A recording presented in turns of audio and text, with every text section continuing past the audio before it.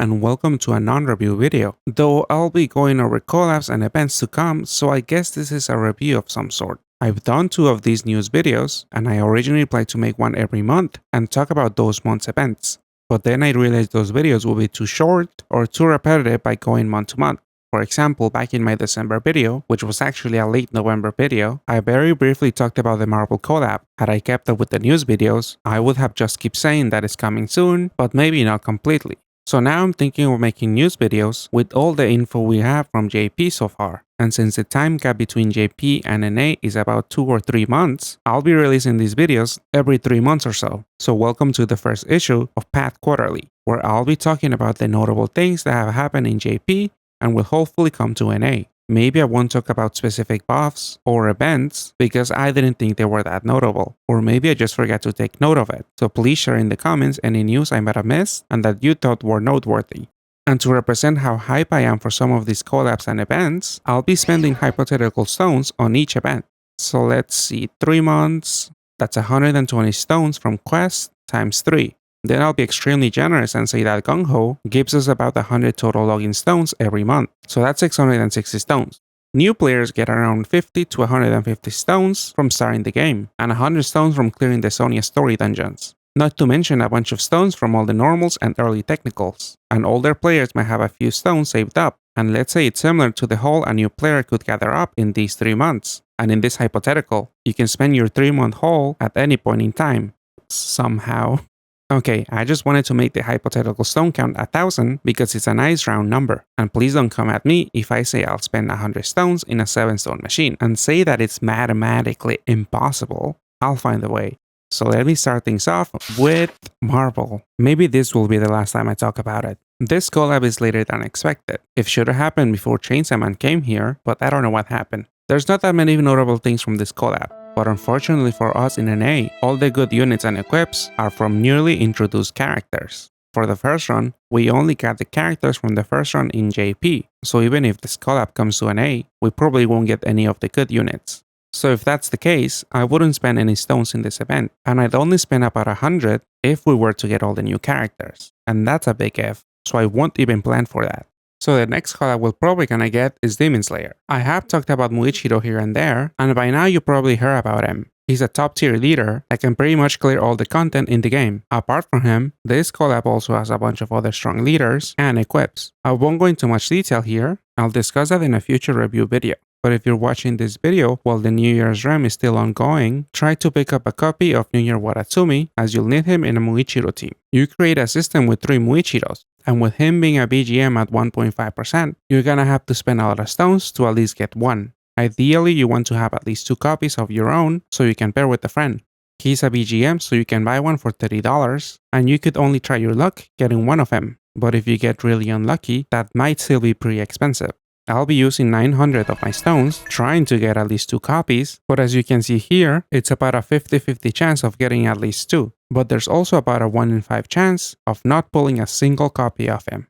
Then shortly after Demon Slayer, we should be getting the Hunter x Hunter collab. This collab also has really strong leaders, like Netero and Pito, and similar to Muichiro, you need 3 copies of them to make a system. I have seen some people argue that Pito is better than Muichiro, but because I previously rolled a lot in Hunter x Hunter, and I started playing after Demon Slayer was over, I'll be choosing to try my luck with 100 stones here.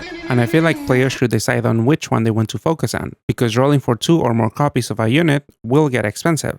So I can definitely see players choosing to use 100 stones in Demon Slayer and 900 here, or vice versa. So check which of these teams you can build, or which are easier on your wallet. Next, at some point we should be seeing a Shura title and the release of Alt UN5, which also brings another chance to get the UN5 title. The Shura title wasn't particularly difficult, and Alt UN5 will be more of a challenge, since it'll be similar to Alt UN4 with enemies with high defense. Therefore, Rainbow teams are poised to do well, and so will teams that can raise their damage cap by a large amount. Kuroto is able to tackle the dungeon, but the second floor is very problematic since it's a high defense green spawn. Almost all the enemies have over 1 billion defense, and some of them even reach 3 billion.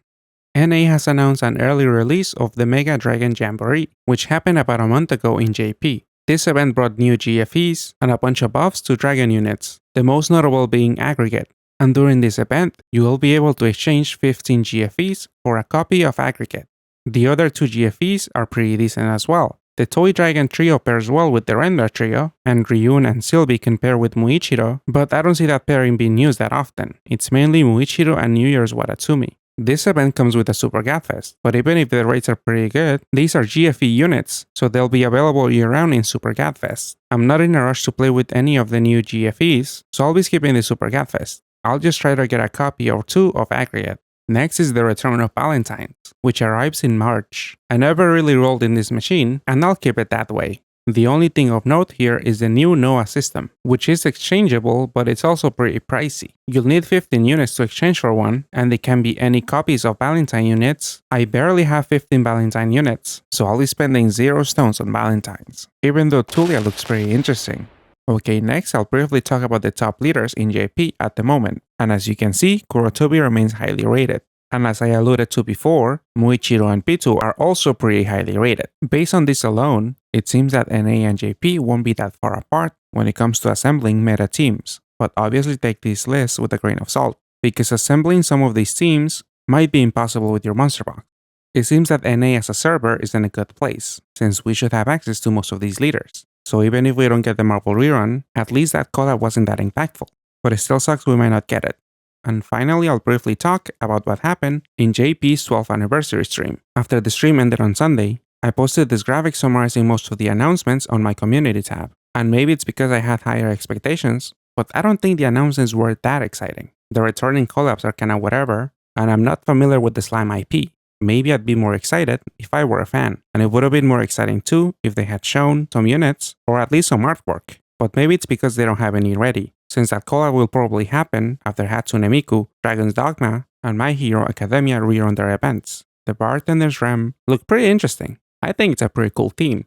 They tease a bunch of artwork, some unit details, and a new awakening. One of the tier lists I showed didn't have Kurotobi at the very top, and that might change with the new bartending Kurotobi they teased, as he's a mirror pairing for regular Kurotobi. He has a Pierce active, a full board change, a large damage cap break, and more effective HP than Granerb. With this update, they also introduced the final floor of the UN dungeon series. And this super gravity dungeon comes with the lowest attack reduction in the game so far, 0.2%. UN6 introduces a new mechanic to the game. Shields. Just shields? To damage the enemy, you'll need to destroy these first. Here's a few details on shields. If an enemy has one, gravities will only affect shields.